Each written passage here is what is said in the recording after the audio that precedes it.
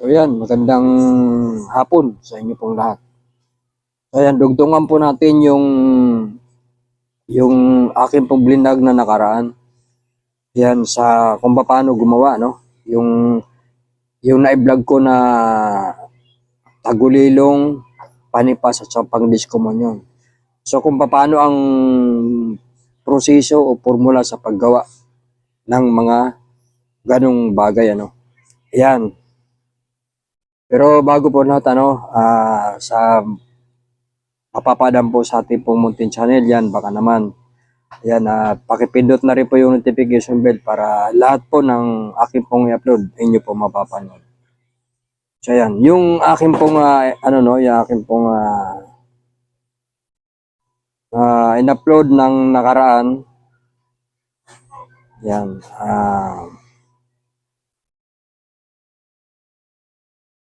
so, ayan, yung aking pong in-upload ng nakaraan.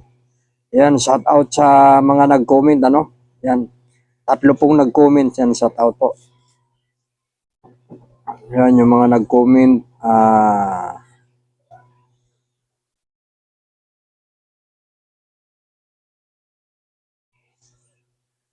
ayan, may nag-comment dito na 20 minutes video. Ayan, yung comment niya, kung di ka naman pulis, di mo kailangan yan. Pampaamo, pampaswerte, at pangkaligtasan. Yan, importante. So, ayan, tama rin naman, sapagkat pag hindi naman tagaligtas, hindi naman pulis, hindi naman sundalo, tama mo naman po yan. Kaya lang, siyempre, sa panahon po ngayon, iba po kasi ang panahon natin ngayon. Meron po dyan, naglalakad, nakukursudahan, di ba, yung mga disgrasya. So talagang kailangan po talaga ng mga pandepensa. So kahit po civilian, yan, talagang dapat po, mas dapat, kasi yung mga disgrasya, para naliligtas po tayo sa mga kapahamakan sa labas. So yan, hindi lang po pulis o sundalo ang dapat magtangan ng mga mga pandigmano ng mga gamit, sapagkat ang mga gamit po kasi natin, yan po talaga ay ginagamit po talaga yan ng mga sundalo. Kasi alam nyo naman sa ating mga tagaligtas na talagang doon sa kanilang mga operasyon, Pero bago naman kasi napunta sa kanila yan, yung mga anting-antingan sa agimat, nanggagaling muna yan sa mga antingero. Yan, na kanilang linilimusan, o kaya pinagkakalob sa kanila na walang bayad, kaya po sila nagkakaroon. Siyempre, bago sila magkaroon yan, yung antingero muna ang magkakaroon ng mga gamit.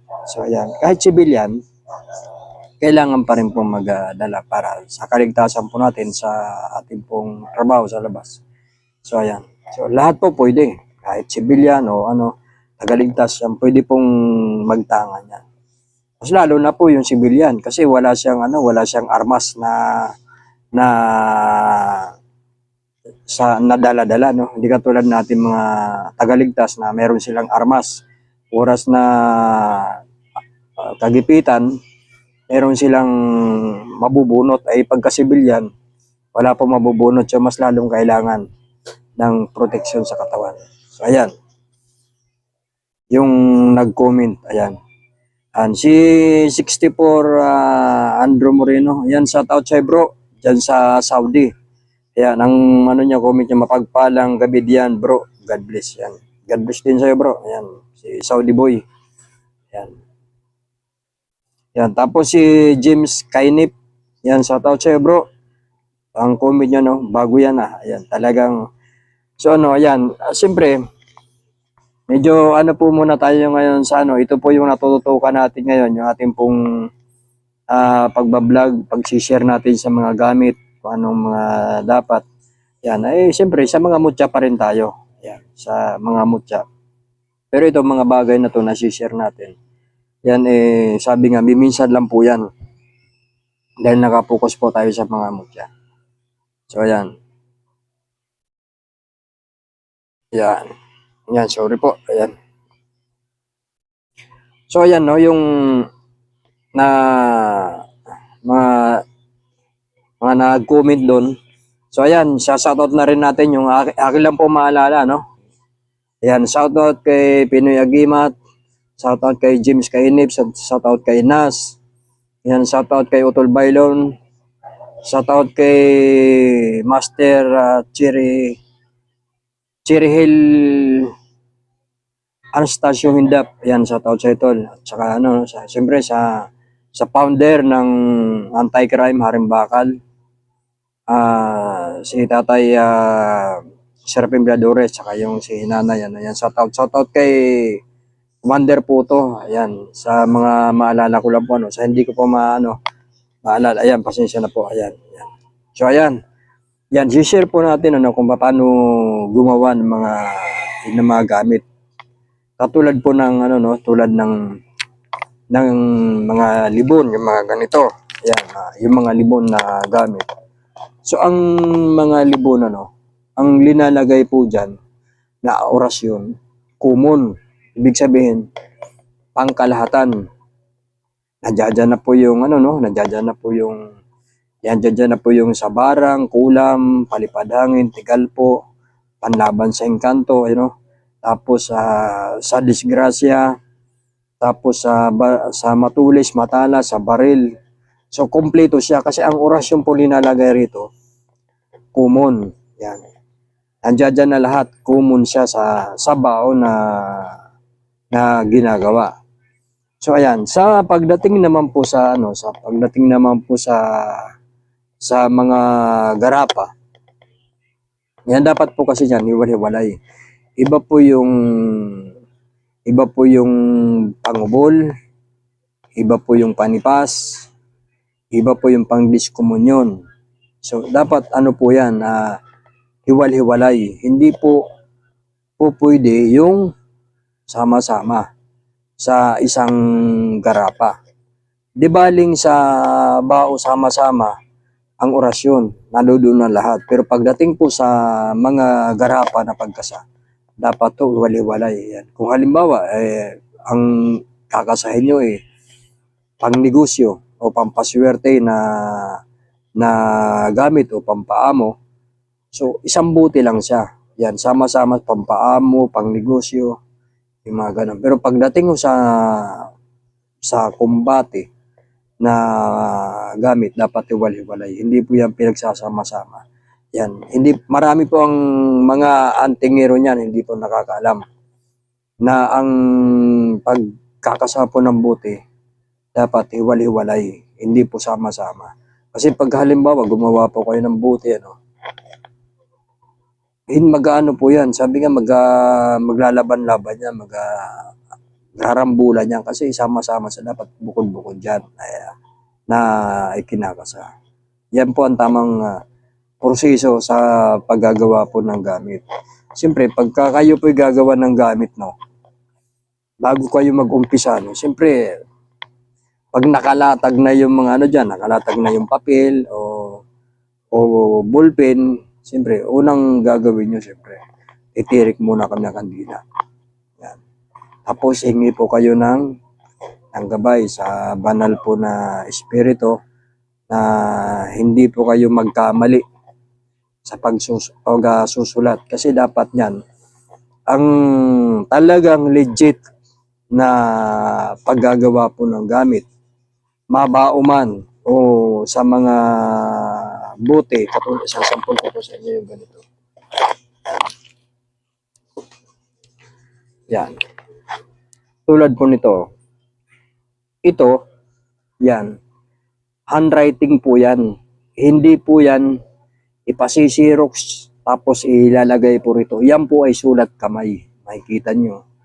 Sulat kamay po dapat. Hindi po katulad ng iba na ipasisirox lang po yung mga orasyon. Tapos ayan na. Ikakasa na rito. Ilalagay na rito. Hindi po yan ang tamang pagkakasa ng gamit. Ang tama po pagkakasa ng gamit sa mga bao, sa mga garapa, dapat yan pinaghihirapan. Kasi siyempre, ano yan buhay yung pinag-uusapan dyan. Kung ano, dapat lahat ng bagay pinaghihirapan, hindi easy. So ayan, sinusulat po yan sa kamay ang mga orasyon, hindi pinasisirox. Yan po ang tamang formula sa paggagawa po ng gamit. Hindi po pwede ang Xerox. So ayan. So ayan ang ano na nahingi po kayo ng gabay na hindi po kayo magkamali kasi magkamali po kayo ng isang words lang na magkamali po kayo ng sulat. Wala na po 'yon. So sayang. So dapat talaga chine-check na mabuti kung paano po kung tama yung naisulat sa inyo po pinagkukopyahan. Tapos, saka nyo po siya bibilutin, ilalagay po sa ganito. So, ayan. Talagang chine-check po dapat na mabuti ang paggagawa po ng gamit. At saka, pag ito naman nagawa, no, pag halimbawa nakakasana kayo ng ganyan, okay na. Kung halimbawa ilang pulong, pero dapat ang paggagawa po nito may butal. Ayan. Hindi po kayo gagawa ng hindi po butal. Halimbawa, ang ganito kalaki na bote, ang kasya rito na pulong ay mga 20. Yan. Gagawin yung 21. Halimbawa, ang mas malaki po rito, ang kasya 30 piraso na pulong. Ang gagawin yung 31. So, hindi po pwedeng kumasa ng gamit na hindi po butal. Kailangan lagi pong butal. Yan. Ganyan po ang tamang pagkakasa po ng gamit. At saka, ang paggagawa po ng gamit, hindi po inaabot ng gabi. Dapat nga may oras sa araw. Yan, sapagkat ang pagkakasa po ng gamit, no, pinaniniwalaan po kasi ng mga espiritual, lalo na po sa mga harimbakan, no. Ayan, sa harimbakan, na ang paggagawa po ng gamit sa araw, hindi po pwede po yung, maliwanag pa po, pwede pong gumawa pa ng gamit, hindi po pwede ganun. Dapat po, bago mag alas 3 ng hapon, finish na. At saka gagawa po kayo mga araw po ng Martes at saka Biyernes ng gamit. Pero mas maganda po gumawa ng gamit, yung pinaghahandaan talaga, mahal na araw. Lahat ng gamit, napakaganda po, mahal na araw. Pero kung talagang kinakailangan, Martes po at saka Biyernes. Yan pong paggagawa lang po ng gamit. Tsaka, kailangan laging butal. Kahit po sa bao. Kahit po yung bao na ikinakasa rito. Ang mga orasyon din po linalagay niyan ay butal. Hindi po pwede yung wala pong butal. Ganon din po sa garapa. Kailangan butal ang linalagay rito. Siyempre, pag yun na nakasana po yan, pag nailagay na, ayan, bahala na kayo kung halimbawa, nakasan nyo na, ganito na siya. Yan, yung iniisip nyo kung anong nararapat na mga pansangkap dito katulad ng mga kahoy, kung anong alam nyo, yan na ilalagay nyo, ano. Tapos, pagka nailagay nyo na yan, siyempre, yan ipinapandungan po yan.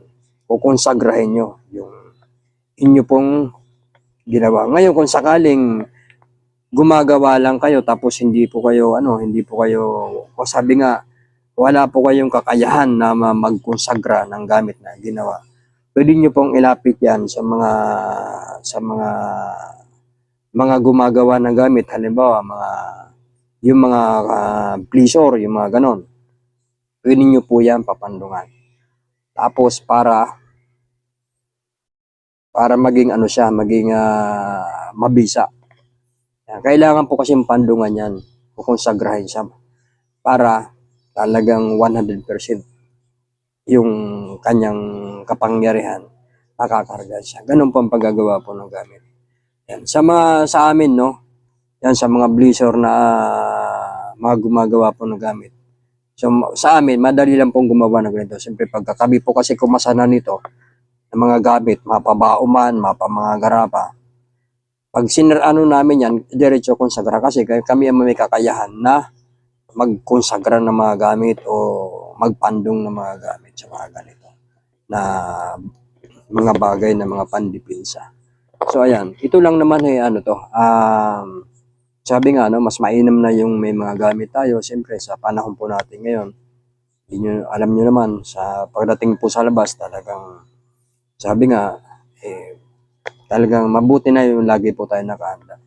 para kung ano man ang mga halimbawa mga panganib sa labas, meron po tayong baluti sa katawan. So ayan. Pero importante pa rin po yung ating pong pagdadasal. Siyempre pinakauna po yun sa lahat sa ating pong yun po sa Diyos Ama. Siyempre. Pangalawa lang po ito na mga material na bagay. Siyempre nadulo pa rin po sa ating pong panalangin sa taas. So ayan. Yung paggagawa po na gamit yung tama na proseso sa paggagawa po. Kailangan wala po kayong iniisip sa kumbaga sa ano po kayo dapat focus sa paggagawa. Talaga naka-concentrate kayo sa paggagawa niyan. Siyempre pagka unang-una, siyempre bago kayo gumagawa niyan, nagsusulat kayo. Lagi niyo titingnan yung kandila. Saka siyempre pagka gumagawa po kasi nito kailangan banal. Talagang tinitirikan po yun ng kandila. Ang paggagawa po ng mga gamit, ng mga pandipinsa, importante po yan. Kailangan lagi po may kandila.